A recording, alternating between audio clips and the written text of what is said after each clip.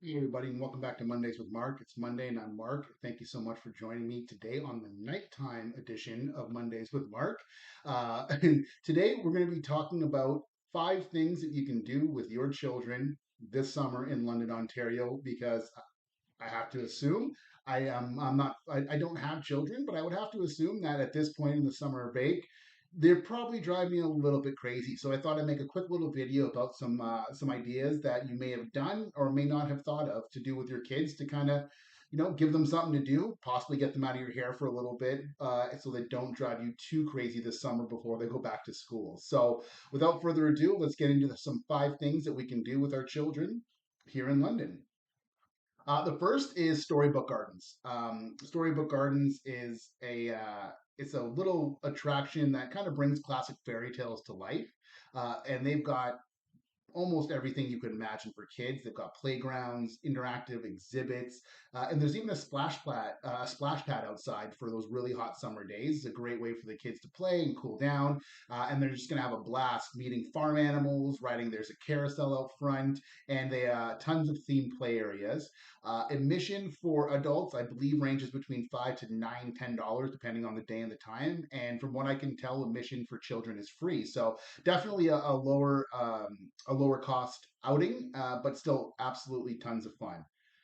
The second is going to be the London's Children Museum, and it's another hands-on interactive experience where your kids can go and learn while also having fun and being encouraged to touch and interact with the exhibits.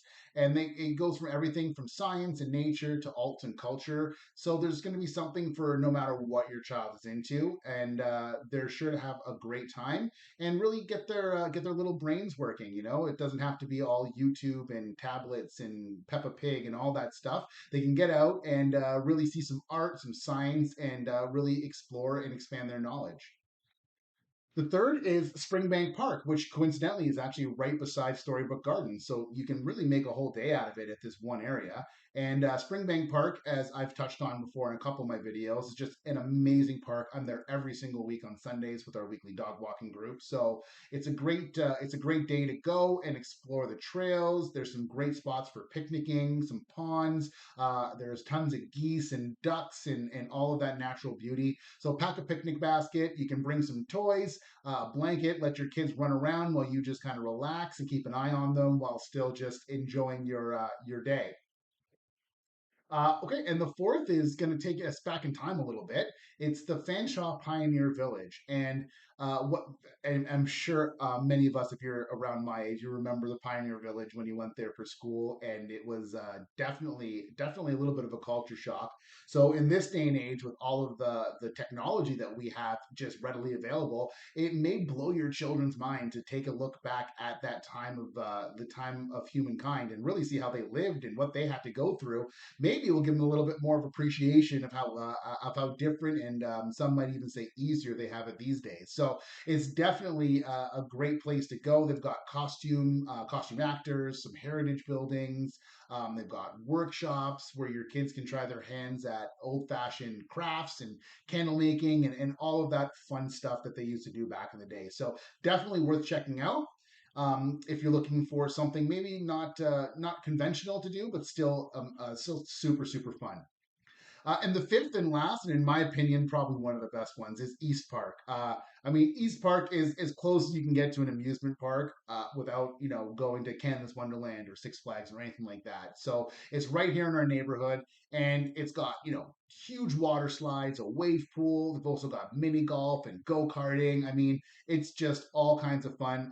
We've got driving ranges, like anything that you can pretty much think of and would want to do with your kids you're probably going to find it at East Park. So it's definitely worth checking out this summer and getting your kids out there and having just a great family day of fun in the sun out there.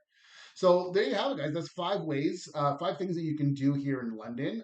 Most of them fairly inexpensive, so definitely can take advantage of those. And if your kids are starting to drive you a little insane, then it's a great time to get them out and really spark their interest, get them something to do that's not necessarily the norm, get them away from that TV and tablets and all of that stuff, and really get them out and enjoy what this city has to offer for the children. Okay. And if you'd like any more information, or if you have any other ideas that I didn't touch on here, I'd love to hear about them in the comments. And if you're thinking about making a move to London, or live in London and thinking about making a move as well, I'd love to sit down and talk with you and see how we can help you achieve your real estate dreams. So, of course, my contact information is very easily available. You can find me on Facebook, Instagram, or here in YouTube. If you subscribe to the channel and turn on that notifications, you'll make sure that you never miss another Mondays with Mark. So thank you so much for joining me today. I know it was a little bit later. We'll get back to our regular schedule next Monday. But in the meantime, have an amazing week, and I look forward to seeing you next Monday with Mark.